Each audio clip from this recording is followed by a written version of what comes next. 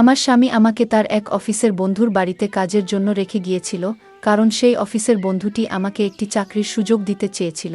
প্রশিক্ষণের সময় আমি লক্ষ্য করেছিলাম যে তার আচরণ মাঝে মাঝে অস্বস্তিকর হয়ে উঠছে।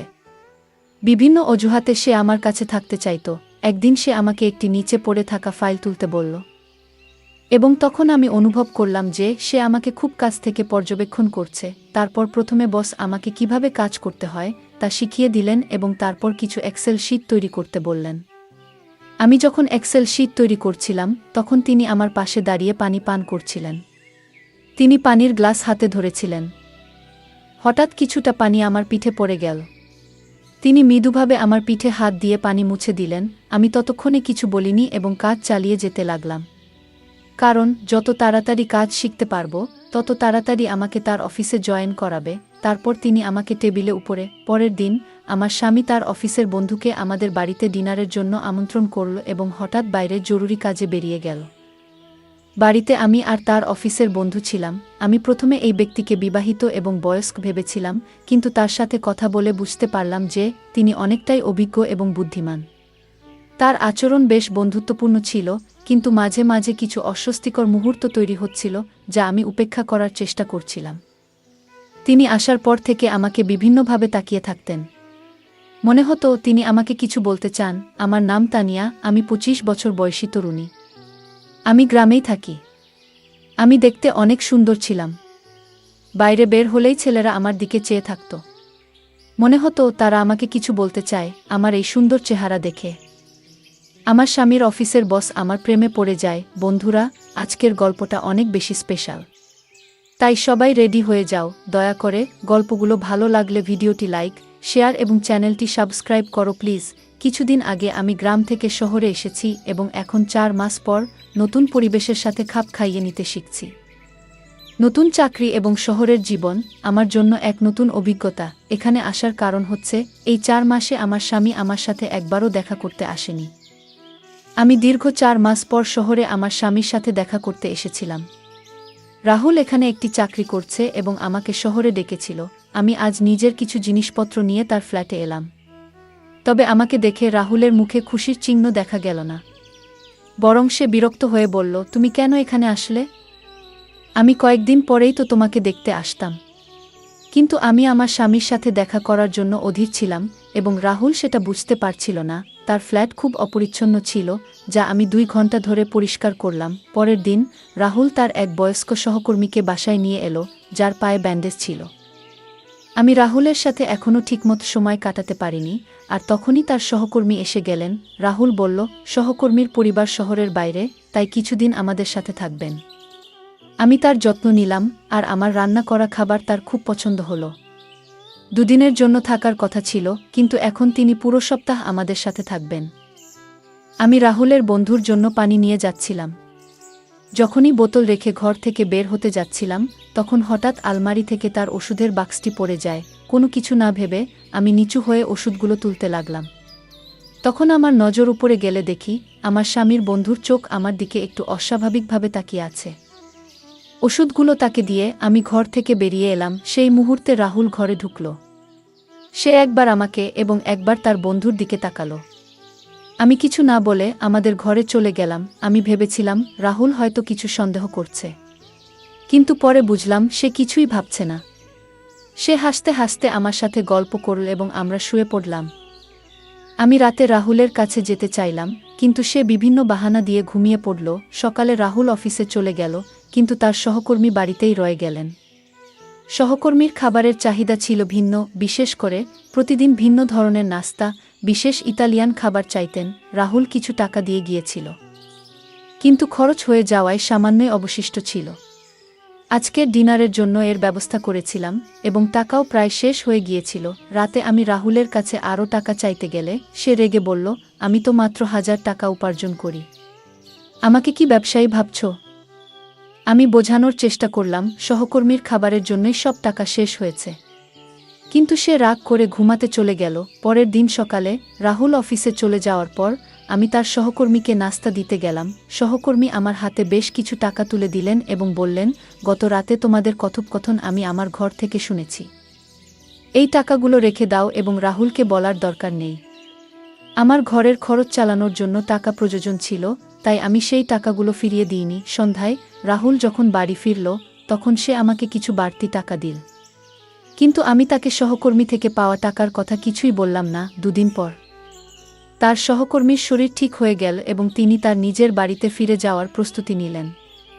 যাওয়ার সময় তিনি আমার পিঠে হাত রাখলেন, কিন্তু তার স্পর্শ স্বাভাবিক ছিল না, যেন কিছুটা অস্বস্তিকর। আমি রাহুলকে সহকর্মীর ব্যাগ এনে দিলাম এবং রাহুল তাকে গাড়ি পর্যন্ত পৌঁছে দিতে বাইরে গেল। আমি বাড়িতে নিজের কাজে লেগে গেলাম। আমার শ্বশুর শাশুড়ি তখন গ্রামে ছিলেন, কিন্তু গত কিছুদিন ধরে এক ধরনের অস্বস্তি আমার মনের মধ্যে কাজ করছিল। যখন রাহুলের সহকর্মী আমাদের বাড়ি থেকে চলে গেলেন, তখন বাড়িটা হঠাৎ করে খুব ফাঁকা আর শান্ত লাগছিল। মনে হচ্ছিল যেন আমার একটা বড় সমস্যার সমাধান হয়েছে। এখন আমি আমার স্বামীর সাথে যতটা খুশি ততটা সময় কাটাতে পারব। বেশ কিছুদিন ধরে রাহুল বাড়িতে তেমন সময় দিচ্ছিল না। একদিন বাইরে গিয়ে দেখলাম সে কোথাও নেই। সম্ভবত অফিসে চলে গেছে তার সহকর্মীর সাথে। মাঝে মাঝে রাহুলকে বুঝতে আমার খুব কষ্ট হয়। 2 দিন পেরিয়ে গেছে। সে রাতে বাড়িতে আসে আর সরাসরি ঘুমিয়ে পড়ে। একদিন রাহুল হঠাৎ অফিস থেকে তাড়াতাড়ি ফিরে এলো। আমি খুশি হলাম, কিন্তু যখন তাকে ভালো করে দেখলাম তখন বুঝতে পারলাম সে কি কিছুটা চিন্তিত। আমি তার কাছে জানতে চাইলাম, কি নিয়ে এত চাপ? সে বলল, তানিয়া, আমাদের কাল বিকালের মধ্যেই এই বাড়ি ছাড়তে হবে। গত 2 মাসের ভাড়া আমি দিতে পারিনি। বাড়িওয়ালার ফোন এসেছিল। শুধু ভাড়া নয়, তিনি বাড়ি খালি করার জন্যও বলেছেন। রাহুলের কাছে 2 মাসের ভাড়া দেওয়ার টাকা ছিল না, তাই আমি গ্রামের বাড়ি থেকে আনা সঞ্চিত কিছু টাকা তাকে দিলাম। তবুও আরও 10,000 টাকার প্রয়োজন ছিল। তখন আমি আমার সোনার কানের দুল বিক্রি করলাম আর সেই টাকা দিয়ে ভাড়া মিটিয়ে দিলাম। কিন্তু এখন আমাদের এই বাড়ি ছেড়ে দিতে হবে। আর কোথায় যাব সেটাই চিন্তার বিষয়। ঠিক তখনই রাহুলের সহকর্মীর ফোন এলো আর রাহুল তাকে সবকিছু জানালো। সহকর্মী আমাদের তার বাড়িতে থাকার জন্য আমন্ত্রণ জানালেন। রাহুল বলল, আমাদের থাকার ব্যবস্থা হয়ে গেছে। কিছুদিন আমরা সহকর্মীর বাড়িতে থাকতে পারব।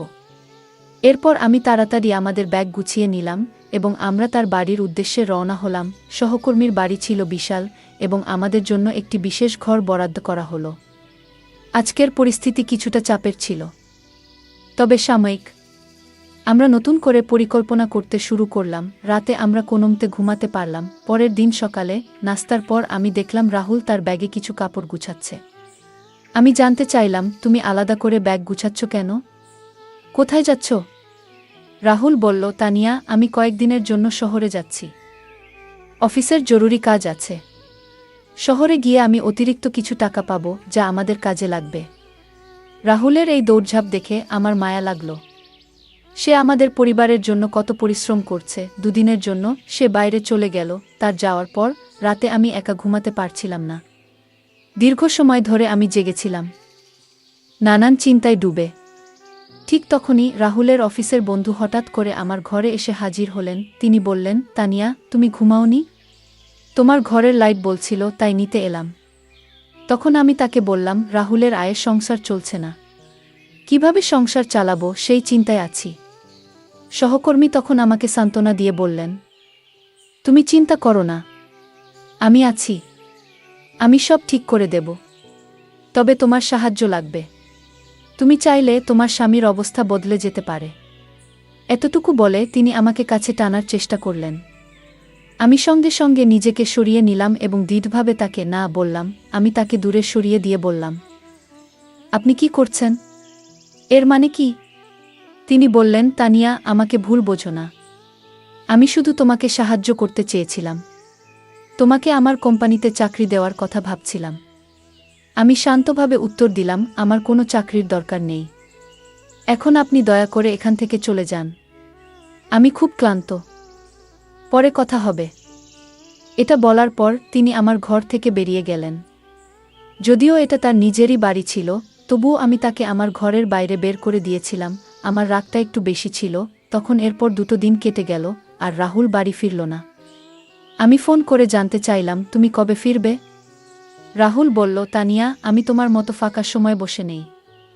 তুমি হঠাৎ করে গ্রাম থেকে শহরে চলে এলে আর এখন তোমার জন্য আমাকে এত দৌড়ঝাঁপ করতে হচ্ছে। একা থাকলে আমি যে কোনোভাবে ম্যানেজ করতে পারতাম। কিন্তু তোমার আসার পর আমার খরচ আর টেনশন দুটোই বেড়ে গেছে।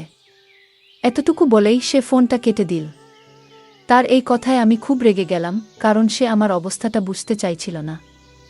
তার চোখে আমার ভালোবাসা ধরা পড়ছিল না।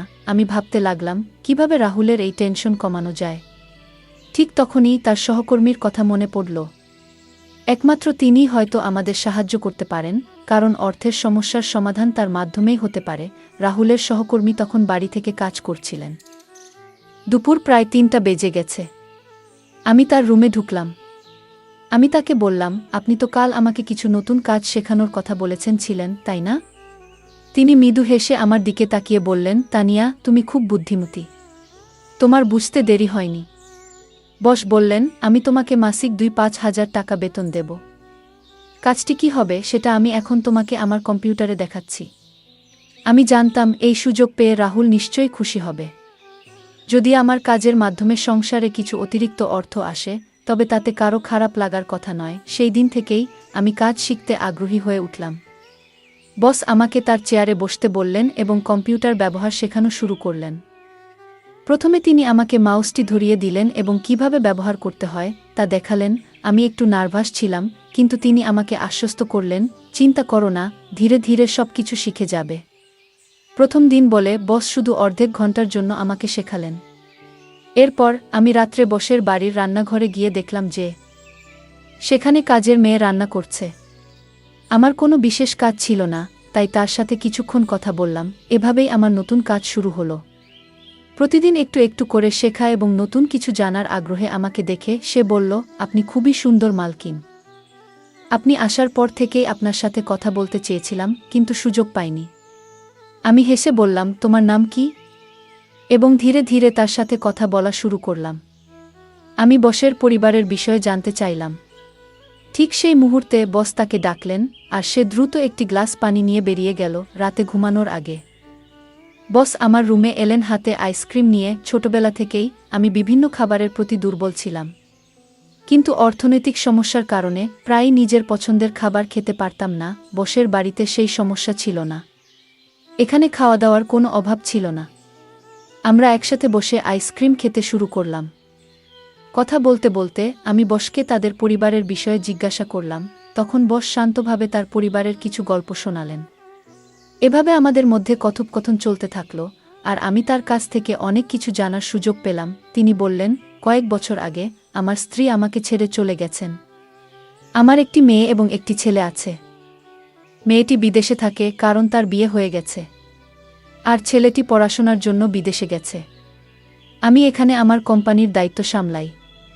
তিনি তার পরিবারের সম্পর্কে বিস্তারিত জানালেন। তারপর আমাকে বললেন, তানিয়া, তুমি আমাকে বারবার বস বলে ডেকে ওঠো, যা আমার পছন্দ হচ্ছে না। তুমি আমার নাম ধরে ডাকতে পারো। কিছুদিন পর তোমাকে অফিসে কাজ শুরু করতে হবে। তখন তোমার পোশাক পরিচ্ছদ ঠিকঠাক হওয়া দরকার। আমি তোমাকে একটি ভালো পদে রাখব, তাই তোমাকে নিজেকে আরও পরিপাটি রাখতে হবে। বয়স ৫০ বছর, বয়সেও নিয়মিত শরীরচর্চা করতেন এবং খুবই ফিট ছিলেন। আমি সাধারণ ড্রেস পরে তার সাথে ব্যায়াম করতে দাঁড়ালাম। সেদিন আমার প্রশিক্ষণের দ্বিতীয় দিন ছিল। বস আমাকে একটি ড্রেস দিলেন এবং বললেন, প্রশিক্ষণের সময় এটা পরিধান করে আসো। এতে তোমার অফিসের পরিবেশে মানিয়ে নিতে সুবিধা হবে এবং ধীরে ধীরে ইউনিফর্মের অভ্যাস হয়ে যাবে। কিন্তু ড্রেসটি হাঁটুরও উপরে এবং খুবই ছোট ছিল, যা আমার পছন্দ হয়নি। তাই আমি সিদ্ধান্ত নিলাম যে সেটা না পরে সঠিকভাবে একটি শাড়ি পরে আসব। প্রথমে বস আমাকে কিভাবে কাজ করতে হয় তা শিখিয়ে দিলেন এবং তারপর কিছু এক্সেল শিট তৈরি করতে বললেন। আমি যখন এক্সেল শিট তৈরি করছিলাম, তখন তিনি আমার পাশে দাঁড়িয়ে পানি পান করছিলেন। তিনি পানির গ্লাস তার ছাদে সুন্দর একটি বাগান ছিল এবং এক কোণে একটি ছোট বারো ছিল। সেখানে পৌঁছানোর পর তিনি শ্যাম্পেন খুললেন এবং উদযাপন শুরু করলেন। তিনি বললেন, এই শ্যাম্পেন আমাদের বন্ধুত্বের জন্য। আমি লক্ষ্য করলাম যে পার্টিতে নিশা এবং আরও কিছু মেয়ে ড্রিঙ্ক করছিল। আরিয়ান যখন আমাকে একটি ড্রিঙ্ক অফার করলেন, আমি তাকে না বললাম না। ড্রিঙ্ক করার পর আমার মাথা একটু ঘোরাতে লাগলো এবং সবকিছু অস্পষ্ট হয়ে গেল। তবুও আমি আরও 2 গ্লাস পান করলাম। রাতের খাবার না খেয়েই আমরা ঘুমিয়ে পড়লাম। সকালে সূর্যের আলো চোখে পড়তেই আমার ঘুম ভাঙল। রাতে আমরা নেশাগ্রস্ত ছিলাম, আর আমি এবং আরিয়ান ছাদের একটি ঘরে ঘুমিয়েছিলাম। কিভাবে সেখানে পৌঁছলাম সেটাও আমার মনে নেই। আমরা একে অপরের কাছাকাছি শুয়েছিলাম, কিন্তু আমি তাকে ঘুম থেকে না জাগিয়ে চুপচাপ সেখান থেকে বেরিয়ে এলাম। ছাদ থেকে নিচে নামতেই দেখলাম বাড়ির কাজের মেয়ে আমাকে নির্দিষ্টভাবে লক্ষ্য করছে। আমার ঘরে গিয়ে আয়নায় নিজের দিকে তাকালাম। দেখলাম আমার লিপস্টিক একটু ছড়িয়ে গেছে। আমি ভেবেছিলাম হয়তো ঘুমের মধ্যে এটা হয়েছে, তাই সেটার দিকে খুব একটা মনোযোগ না দিয়ে নিজেকে প্রস্তুত করতে লাগলাম। যখন আমি নিজের ঘর থেকে বেরিয়ে এলাম তখন দেখি আরিয়ান ছাদ থেকে নামছেন। তিনি যখন তার রুমের দিকে যাচ্ছিলেন তখন আমার নজর তার শার্টের দিকে গেল। দেখলাম আমার লিপস্টিকের দাগ তার শার্টে লেগে আছে। বাড়ির কাজের মেয়েটিও তাকিয়েছিল। হয়তো সেও সেটাই দেখছিল যা আমি দেখেছি। আমি ভাবলাম তার দিকে মনোযোগ দেওয়ার কোনো প্রয়োজন নেই। আমি নিজেকে শান্ত রাখলাম এবং স্বাভাবিক থাকার চেষ্টা করলাম। আমি এই কয়েকদিন ধরে লক্ষ্য করছিলাম যে প্রায় 15 দিন হয়ে গেছে, কিন্তু আমার আর রাহুলের মধ্যে কোনো যোগাযোগ হয়নি। আজ আশা ছিল যে সে আমাকে ফোন করবে, কিন্তু গত 15 দিনে আমি রাগ করে তাকে ফোন করিনি। এই সময়ের মধ্যে আমি অনেক বদলে গিয়েছিলাম। এখন আমার মূল লক্ষ্য ছিল অর্থ উপার্জন করা, এবং সেই প্রক্রিয়া শুরু হয়ে গিয়েছিল। গত রাত থেকেই সন্ধ্যায় বস আমার জন্মদিন উদযাপন করলেন। কিভাবে যেন তিনি আমার জন্মদিনের কথা জেনে গিয়েছিলেন, অথচ রাহুলের এ বিষয়ে কোনো খেয়াল ছিল না। আমি বুঝতে পারছিলাম যে আমি আমার ভালোবাসা আসার ব্যাপারে কিছুটা বিভ্রান্ত ছিলাম। আমার জন্মদিনটা বেশ ভালোভাবে কাটল। সেই রাতে আরিয়ান আমার ঘরে এলেন এবং আমাকে উপহার হিসেবে সোনার ঝুমকা দিলেন। তিনি বললেন, গত কয়েকদিন ধরে দেখছি তোমার কানে খুব সাধারণ ঝুমকা আছে, এতে তোমার সৌন্দর্য কিছুটা কমে যাচ্ছে। এরপর তিনি নিজ হাতে আমার কানে ঝুমকা পরিয়ে দিলেন। তার আমার সৌন্দর্যের প্রতি এতটা যত্ন ছিল যেখানে রাহুল কখনো আমার জন্য একটি শাড়িও কেনেনি। এমনকি আমার জন্মদিনও ভুলে গিয়েছিল। অনেক পুরুষ বিয়ের পর প্রথম বছর স্ত্রীকে মায়ের বাড়ি যেতে দিতে চান না, কিন্তু এখানে রাহুল আমাকে বসের বাড়িতে ছেড়ে দিয়ে নিজে অন্য শহরে চলে গিয়েছিল। রাহুলের অনুপস্থিতিতে আরিয়ান আমার সব চাহিদা পূরণ করছিলেন, আর রাহুল যেন এসব নিয়ে কোনো ধারণাই ছিল না। সেই রাতে আমি আরিয়ানকে ধন্যবাদ জানালাম, কারণ তিনি আমার জন্মদিনকে বিশেষ করে তুলেছিলেন। আমার জন্মদিন খুব ভালোভাবে উদযাপন করা হয়েছিল এবং আরিয়ান আমাকে একটি সুন্দর উপহার দিয়েছিলেন। পরের সকালে আমি আরিয়ানের সাথে ব্যায়াম করছিলাম। তখন সকাল 8টা বাজে। হঠাৎ দেখি রাহুল বাড়িতে এসে হাজির। আমাকে বসের সাথে ব্যায়াম করতে দেখে সে অবাক হয়ে তাকিয়ে রইল, কারণ আমি যেই জিম স্যুট পরেছিলাম সেটি শরীরের সাথে সম্পূর্ণ লেগেছিল। রাহুলকে দেখে আমি তাড়াতাড়ি আমার ঘরে চলে গেলাম। কিছুক্ষণ পর সে ঘরে এসে আমাকে আলিঙ্গন করল এবং বলল, হ্যাপি বার্থডে তানিয়া। তার কাছ থেকে এই শুভেচ্ছা শুনে আমার কিছুই মনেই হলো না, কারণ আমার জন্মদিনের দিন সে একটি ফোনও করেনি। সারাদিন আমি তার সাথে তেমন কথাও বলিনি। সন্ধ্যায় হোলির পূজা করার সময়ও আমি একাই গিয়েছিলাম। পরের দিন ছিল দোলযাত্রা, আর আরিয়ান তার বাড়িতে একটি অনুষ্ঠানের আয়োজন করেছিলেন। তার কোম্পানির অনেক কর্মচারী সেখানে উপস্থিত ছিলেন। রাহুল এসে আমাকে রং লাগালো, কিন্তু আমি তাকে রং না লাগিয়ে আরিয়ানের কাছে চলে গেলাম। আমি তার গালে রং লাগালাম, আর তিনিও আমার মুখে রং লাগালেন। আমাদের মধ্যে বেশ মজার মুহূর্ত কাটছিল। যখন আমরা রং খেলছিলাম তখন রাহুল হঠাৎ আমাদের দিকে এগিয়ে এলো। তাকে দেখে আমি আরিয়ানের থেকে একটু দূরে সরে গেলাম। পরে আমি একপাশে দাঁড়িয়ে মঠা পান করছিলাম। তখন হঠাৎ করে আমার আর আরিয়ানের দৃষ্টি একসাথে মিলল। তিনি আমাকে কিছু ইঙ্গিত করলেন, যা আমি খুব ভালোভাবে বুঝতে পারলাম। দোলযাত্রার রং যেন আরিয়ানের উপর বেশ চেপে বসেছিল। তার ইঙ্গিতটি বুঝেই আমি চারপাশে তাকালাম। দেখলাম রাহুল তার কিছু বন্ধুদের সঙ্গে কথাবার্তা বলছে, আর তার নজর আমার দিকে ছিল না। এটা দেখে আমি সরাসরি বাড়ির ভেতরে চলে গেলাম এবং আরিয়ানের ঘরে গিয়ে তার অপেক্ষা করতে লাগলাম। ঘরে ঢুকে আমি দরজাটা বন্ধ করে দিলাম এবং তাকে আলিঙ্গন করলাম। আরিয়ান আমার হাত ধরে ঠান্ডা পানীয় তুলে দিলেন। আমি এক চুমুক খেয়ে গ্লাসটি একপাশে সরিয়ে রাখলাম। এরপর তিনি ধীরে ধীরে আমার মুখ স্পর্শ করলেন, আর মনে হচ্ছিল যেন আমি তার এক ভিন্ন দিক দেখতে পাচ্ছি। তার মধ্যে এক অদ্ভুত উচ্ছ্বাস কাজ করছিল। আমাদের সেই মুহূর্তের মাঝে হঠাৎ দরজা খুলে গেল এবং সেখানে রাহুল দাঁড়িয়েছিল। আমাকে এবং আরিয়ানকে একসঙ্গে দেখে তার মুখে অস্বস্তি আর রাগের ছাপ পড়ে গেল। তিনি রাগের কণ্ঠে বললেন, তুমি আমাকে দূরে সরিয়ে রেখেছিলে, এজন্য এখন তোমার বসের প্রতি এমন আকর্ষণ। তোমার কি কোনো অনুশোচনা নেই? তার কথা শুনে আমি বিস্মিত হলাম। সে মোবাইলটা তুলে নিয়ে বলল, আমি তোমার ভিডিও করে সবাইকে পাঠিয়ে দেব, যাতে সবাই জানতে পারে তুমি কেমন সতীসাধ্বী। তার এই কথা শুনে আমি তার হাত থেকে মোবাইলটি ছিনিয়ে নিলাম এবং তাকে একটি থাপ্পড় দিলাম। আমি বললাম, চোরের মন চুরি নিয়ে ব্যস্ত থাকে রাহুল। তুমি কি ভেবেছিলে আমি তোমার আসল রূপ চিনতে পারবো না? তুমি কিভাবে এতটা নিচে নামতে পারলে? তোমার কোনো লজ্জা নেই, তাই না? তুমি আমাকে 5 দিনের জন্য তোমার বসের কাছে ছেড়ে দিয়ে গিয়েছিলে, তখনই আমি বুঝেছিলাম সবকিছু পরিষ্কার হয়ে গিয়েছিল। কয়েকদিন আগে তোমার মোবাইলে আমি সেই মেসেজগুলো দেখেছি, যেখানে আমার পাঠানো ছবি ছিল। কোনোদিন কল্পনাও করতে পারিনি যে তুমি টাকা রোজগারের জন্য এমন কাজ করবে। তুমি কিভাবে পারলে? তুমি 5 দিনের জন্য আমাকে তোমার বসের হাতে তুলে দিয়েছিলে। তোমার কাছে আমি কিছু না, এটা দেখে খুব কষ্ট পেলাম। তোমার এতটা নিচে নামার কথা ভাবিনি। কয়েকদিন আগে তোমার বসের সঙ্গে আমি তাদের বাড়ির ছাদের বাগানে ছিলাম। তখনই তোমার কাছ থেকে তার কাছে একটি মেসেজ আসে। সেখানে তুমি আরও টাকার দাবি করেছিলে এবং বলেছিলে স্ত্রীর সঙ্গে আরও একটি রাত কাটিয়ে নাও, তারপর টাকা পাঠিয়ে দিও। কিন্তু সেই রাতে আমার সামনে সবকিছু পরিষ্কার হয়ে যায়। আমি বুঝতে পারছিলাম সেদিন রাতটা অন্যরকম হতে চলেছে। তোমার বস তখনও কোনো অশোভন কিছু করেনি, তবে পরিস্থিতি সেদিকেই যাচ্ছিল। আমি তাকে তার মেয়ের কথা মনে করিয়ে দিলাম, যিনি আমারই বয়সী। আমি জিজ্ঞাসা করলাম, আপনার মেয়ের সঙ্গে এমন কিছু হলে আপনি কেমন অনুভব করতেন? আমার কথা শোনার পর তিনি থেমে গেলেন। আমি ভাবিনি আমার কথা তাকে এতটা ভাবাবে।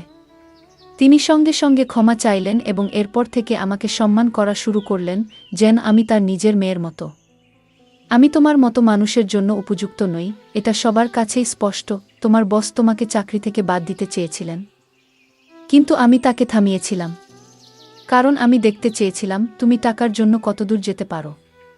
নিজের স্বার্থে মতো থেকে টাকা অর্জনই তোমার লক্ষ্য ছিল। এখন আমি আর তোমার সাথে থাকতে পারছি না। আমি ডিভোর্স দিচ্ছি রাহুল। রাহুল আমার পায়ে ধরে ক্ষমা চাইতে লাগল, কিন্তু লাভ নেই। সে আমার বিশ্বাস ভেঙেছে। তাই আমি ডিভোর্স দিয়েছি এবং আরিয়ান তাকে চাকরি থেকে বরখাস্ত করেছে। আর আমি আরিয়ানের অফিসে চাকরি করতে থাকি। তাই বন্ধুরা, রং দেওয়ার চেয়ে রং বদলানো মানুষদের থেকে সাবধান থাকা উচিত। বন্ধুরা, যদি এই গল্পটি ভালো লেগে থাকে তাহলে দয়া করে ভিডিওটি লাইক করুন এবং আমাদের চ্যানেলটি সাবস্ক্রাইব করুন। পাশে থাকা বেল আইকনটি প্রেস করুন, যাতে করে আমরা যখনই নতুন ভিডিও আপলোড করি তার নোটিফিকেশন সবার আগে আপনার কাছে পৌঁছে যায়। ধন্যবাদ। দেখা হবে আমাদের পরবর্তী ভিডিওতে।